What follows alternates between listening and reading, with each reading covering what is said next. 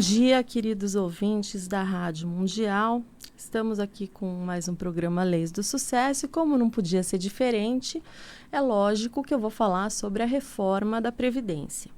Bom, se vocês estão acompanhando, agora a Argentina também está passando pelo mesmo problema de reforma da Previdência, só que lá ontem, por exemplo, foi feita uma greve geral contra a reforma da Previdência e as pessoas gritavam em manifestações que lá não é Brasil, que o povo lá briga.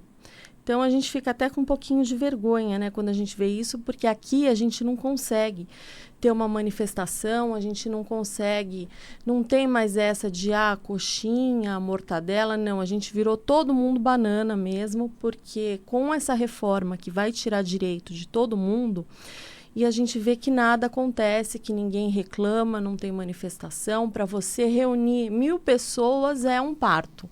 Então, o que acontece? A gente tem mais que esperar mais reformas, a gente vai ter a reforma da Previdência, depois a gente vai ter a reforma tributária, a gente já teve a reforma trabalhista. Então, porque a gente não, infelizmente, a gente é muito pacato, e eu não estou dizendo, eu me ponho também, a gente é muito pacato e a gente aceita as coisas. Então, por isso, cada vez mais vai piorando.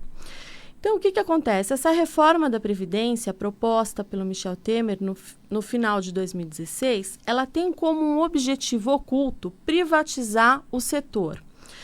Por quê? Porque as exigências impostas aos trabalhadores são tão altas e as perspectivas de obter uma boa aposentadoria com valor integral foram reduzidas a tal ponto que elas vão estimular o quê? A busca pela previdência privada complementar. Então, o que acontece? As pessoas vão... Claro, você perde a confiança no INSS, que era aquilo que você confiava, você vai procurar o quê? Uma previdência privada. Só que a gente tem que sempre lembrar que na previdência privada, quem vai ganhar é o banco, tá? O banco sempre vai ter lucro. Então, a previdência, eu não estou dizendo que é boa nem ruim, só que você tem que levar em consideração que o banco vai sair lucrando, tá? E aí, o que acontece? Esse esvaziamento da Previdência, uma vez que quando a pessoa não vai mais vislumbrar o acesso a uma aposentadoria, a um benefício digno no final da vida, muitas pessoas podem acabar optando por não contribuir ao longo dos anos. Então, essa reforma vai alterar o caráter da Seguridade Social, passando a uma visão financeira do setor. Só para vocês terem uma ideia, entre janeiro e outubro de 2016, subiram em torno de 25% as vendas de fundos privados. Então, o que acontece? Está todo mundo correndo, porque aí não acredita mais no INSS, e isso é uma das intenções dessa reforma, que é justamente o quê? As pessoas procurarem uma previdência privada e, consequentemente, dar lucro para o banco. Então, quando o governo anuncia uma reforma que vai exigir um tempo maior de contribuição, e no caso, 40 anos para a pessoa não ter nenhum desconto, então essa pessoa vai ter que trabalhar 40 anos.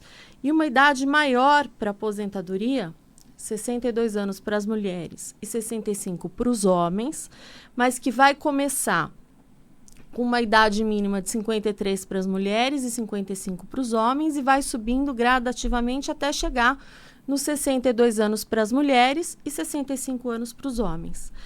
Então, sinaliza ao trabalhador que esse trabalhador vai ter dificuldade para conseguir uma aposentadoria e que ele deve procurar o quê? Uma previdência privada complementar. Então, essa reforma, ela tem um conteúdo privatizante muito grande. Então, o que você lê com tudo isso? Que quem não buscar previdência complementar vai cair na pobreza. A pessoa vai receber... Assim, o que acontece? Todos os dias as pessoas me perguntam, mas o INSS está quebrado? Eu contribuo, eu paro de contribuir porque eu tenho medo de contribuir. Na hora que eu for me aposentar, não vai ter a minha vez, não vai chegar... Gente, não está quebrado, não existe déficit, existe um superávit.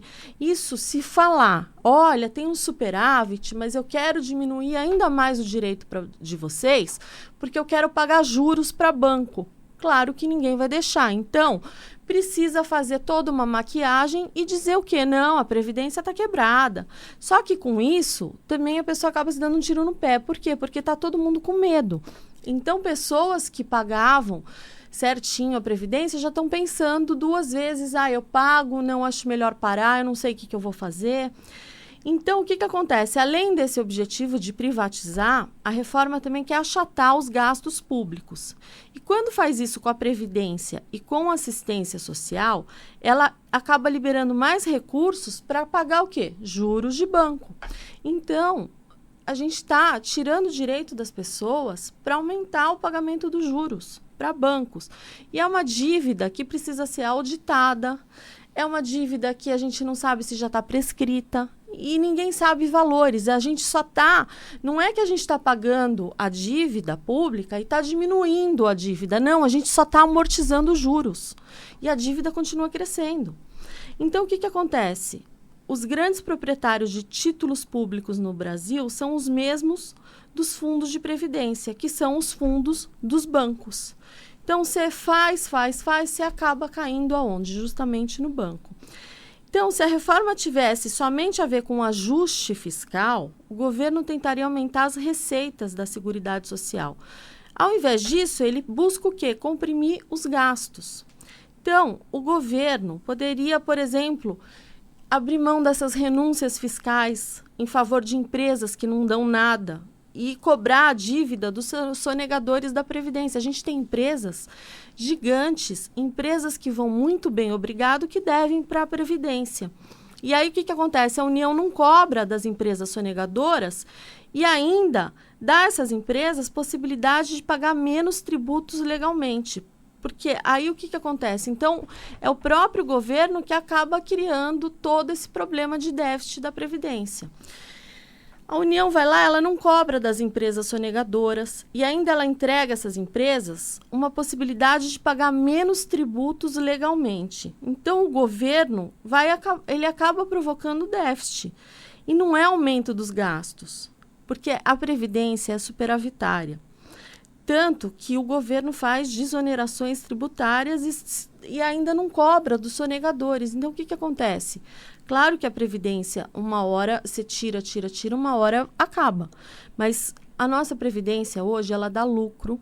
Ninguém precisa ficar desesperado, achando que vai quebrar. Então, eu vou parar de pagar. Não, pode pagar. Vai ter para todo mundo. O INSS vai muito bem, obrigado. Não vai quebrar. Então, o que acontece? O déficit ele é provocado pelo pagamento de juros, o maior gasto do orçamento do governo. Enquanto que o déficit anunciado pela Previdência, que o governo diz que tem 149 bilhões, o governo entrega para o setor privado algo em torno de 501 bilhões ao ano, ou seja, 8% do PIB. Então, a conta acaba o quê? Não fechando pelo gasto com a dívida pública. Tá? Então, o ajuste fiscal, que pretende cortar os gastos da Previdência, ele não vai resolver esse problema das contas do governo, porque para isso você precisa corrigir o que? A política monetária. A verdadeira reforma teria que ser na política monetária e cambial do Brasil, porque é responsável pelo crescimento da dívida pública. Então, não adianta você cortar gastos, você tirar, você reduzir direitos, você aumentar a idade e continuar pagando juros para banco. Não faz sentido isso. Então, a pessoa trabalhou a vida inteira para, no final, ir lá e pagar tudo juros para o banco. Então, uma reforma como essa, ela não é favorável ao crescimento econômico do país. Impacta a sociedade, inclusive os empresários, porque o que vai acabar acontecendo? Ela vai reduzir o consumo das famílias e vai ter um impacto no PIB. Então, se os congressistas tivessem o devido esclarecimento das consequências dessa reforma, do quanto eles perderão de voto, os idosos são eleitores, os trabalhadores são eleitores. Então, será que o Congresso vai querer se indispor com essa grande massa de eleitores? Precisa fazer a conta direitinho para ver qual vai ser o custo-benefício de uma reforma dessa da Previdência, justamente o quê? No ano, porque agora ficou para o ano que vem, foi dito já que esse ano não vai ter mais reforma da Previdência, então já está certo que vai ser o ano que vem, eles estão correndo já para quê? Estão pensando em fazer mais um ajuste nessa reforma, mudar mais alguma coisa no tocante aos servidores públicos e eles já querem deixar tudo pronto para o dia 19 de fevereiro já começar a votar para essa reforma. Então, alguns economistas têm dito que a economia brasileira já estava melhorando por conta da reforma, mas isso não é verdade, porque o cenário não é de crescimento. O PIB deve fechar negativo em 4%. O desemprego aumentou, o consumo das famílias caiu, está todo mundo sem dinheiro no país todo, e a produção das empresas também. Então, não tem por que ter uma expectativa de crescimento diante de um cenário tão negativo. E também dizer que essas reformas sinalizam para o investidor e para o setor produtivo que a economia vai crescer, não adianta, porque você está vendendo ilusão. Então, isso não adianta você vender ilusões. Na prática, tem que haver mercado para as empresas poderem investir. Porque se você não tiver, fica muito complicado de você ter um crescimento nessa área, de você melhorar, né? Porque você está cortando a renda das famílias. A reforma vai cortar, vai piorar muito. Então, o que vai acontecer? Vai diminuir o crescimento. E também o que tem? A questão é que o povo não foi consultado para as reformas na Previdência. E certamente o povo jamais aceitaria perder os direitos garantidos. Então é importante, gente, colocar, fazer uma propaganda, aproveitar Facebook e tudo mais, colocar que você é contra a reforma da Previdência, sabe? Deixar certo que, olha, quem votar a favor da reforma não vai voltar para o cargo, porque a gente está em o ano que vem vai ser ano de eleição e certamente os deputados vão ficar com muito receio de votar a favor dessa reforma, porque eles acabam perdendo pessoas que poderiam votar neles.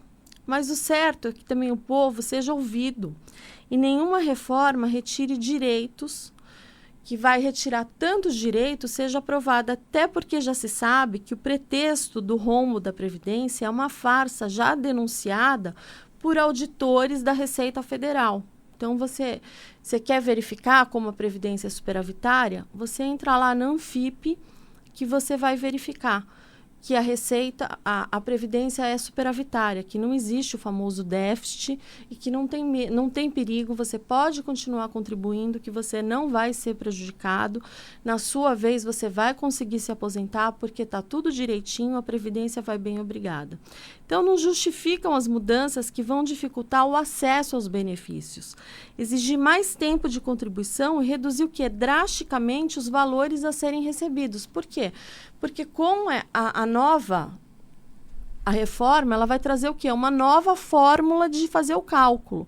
Hoje, a gente pega para fazer o cálculo, a gente exclui os 20%, pega desde 7 de 94 até a data atual, exclui os 20% menores salários de contribuição, aí a gente tem a média e aplica o fator ou não aplica o fator, dependendo do caso.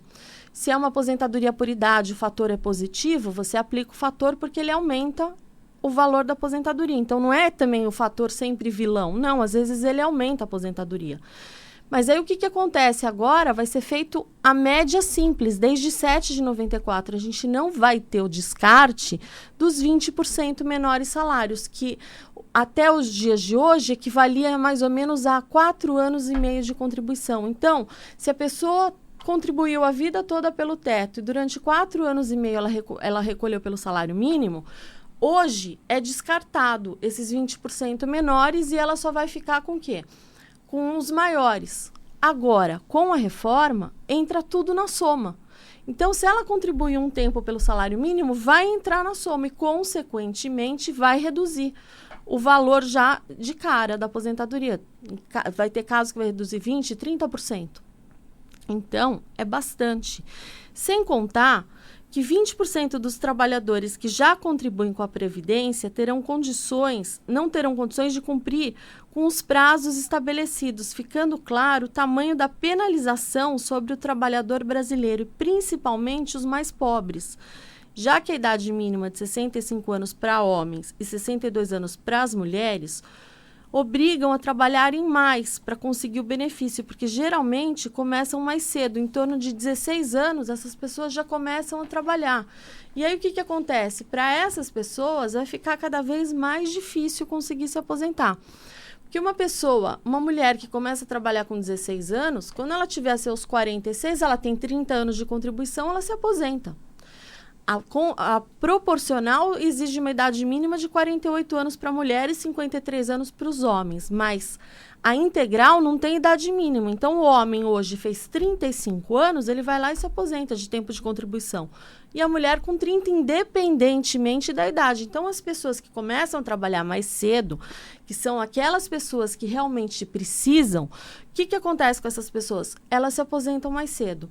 Ao passo que, com essa reforma da Previdência, essas pessoas, elas sequer vão conseguir se aposentar. Uma pessoa que começou a trabalhar aos 16 anos, que a gente sabe que às vezes começa muito antes, começou a trabalhar com 16 anos, com 65, provavelmente ela não está mais trabalhando, ela já está...